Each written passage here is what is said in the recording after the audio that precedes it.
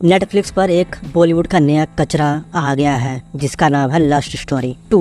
पहला जो हमने देखा था थोड़ा अलग था, ये वाले में चीजें और अलग बना के दिखाई गई हैं, कुछ अलग ही कहानियां दिखा दी गई हैं और ये पूरी तरह से टपाटप के ऊपर ही डिपेंड है। ये पूरी स्टोरी, ये पूरी मूवी आप कह लो, जो 2 घंटे से ऊपर की है और 4 कहानियां इसमें दिखाई गई हैं। चारों में अलग अलग चीजें हैं, अलग अलग डायरेक्टर हैं, पर इसमें से कुछ ऐसी कहानियां हैं जो पूरी तरह से समाज के एकदम विपरीत जाती हुई दिख रही है। मतलब मैं तो कहूंगा कि एकदम गंद फैलाने का काम इसमें किया है। सबसे पहली स्टोरी है, अगर आपने ट्रेलर देखा होगा तो आपको मालूम होगा, जहाँ पर नीना गुप्ता ये कहती है कि अगर शादी कर रहे हो तो शादी से पहले टेस्ट ड्राइव लेना जरूरी है। तो ट्रेलर में आपको वो चीज क्लियर नहीं हुई होगी कि मतलब कितना ये मजाक में बोला था, क्या बोला था, पर भाई साहब सच में नीना गुप्ता दादी का रोल कर रही हैं। और जब 2 परिवारों के बीच में रिश्ते जुड़ रहे हैं तो वो चुपचाप आती हैं और कहती हैं कि टेस्ट ड्राइव लेना जरूरी है। ये किस तरह का मैसेज हुआ? मतलब वो अपने घर के बच्चों को उकसा रही हैं कि आप शादी से पहले टेस्ट ड्राइव करो। और टेस्ट ड्राइव किस चीज की, ये मुझे आपको समझाने की जरूरत नहीं है, आप समझदार हो। मतलब हमारे समाज में अभी तक ये होता है कि अगर रिश्ता हो गया है लड़का लड़की का, तो भाई साहब लड़का उस गांव की तरफ, उस मोहल्ले की तरफ कभी आंख उठाकर भी नहीं देख सकता। उसका वहाँ पर जाना ही बंद हो जाता है। वो दुनिया में कहीं पर भी घूमा है पर उस तरफ वो नहीं जा सकता।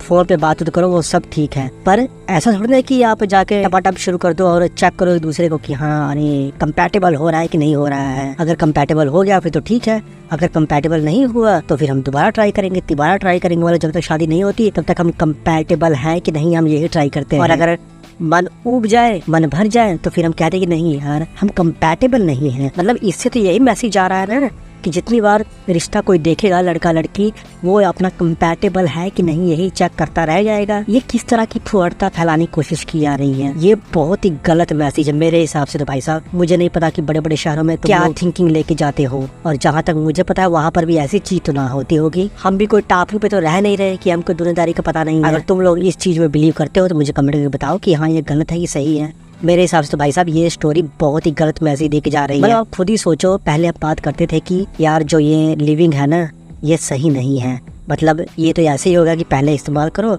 फिर विश्वास करो, और जब इस्तेमाल ही कर लिया तो क्यों ना फिर एक और प्रोडक्ट इस्तेमाल किया जाए, यही दिमाग में आएगा ना। ये भी चीज हमको गलत लगती थी, पर इसमें तो एक अलग ही मैसेज दिया जा रहा है। अब हम बात करते हैं एक दूसरी स्टोरी की, जहाँ पर एक नौकरानी, एक मकान मालकिन और उस नौकरानी के पति की कहानी है। मकान मालकिन एक दिन अचानक से घर में आ जाती है और उसको मिल जाता है सरप्राइज, अंदर कुछ अलग ही रंगारंग कार्यक्रम चल रहा है। उस दिन तो वो अचानक से आती है, पर वो है सिंगल मालकिन, तो मालकिन को इसी में आते हैं मजे। तो मालकिन कहती है क्यों ना फिर इसको कंटिन्यू किया जाए। तो इसको कंटिन्यू करने के लिए वो हर बार रोज उसी टाइम पे आती है और इंजॉय करती है। अब ये चीज, ये कहानी किस मोड़ पर जाएगी, इसका क्या रिजल्ट निकलेगा, ये तो आप जब ये मूवी देखोगे, ये 4 कहानियां देखोगे तब आपको पता लगेगा।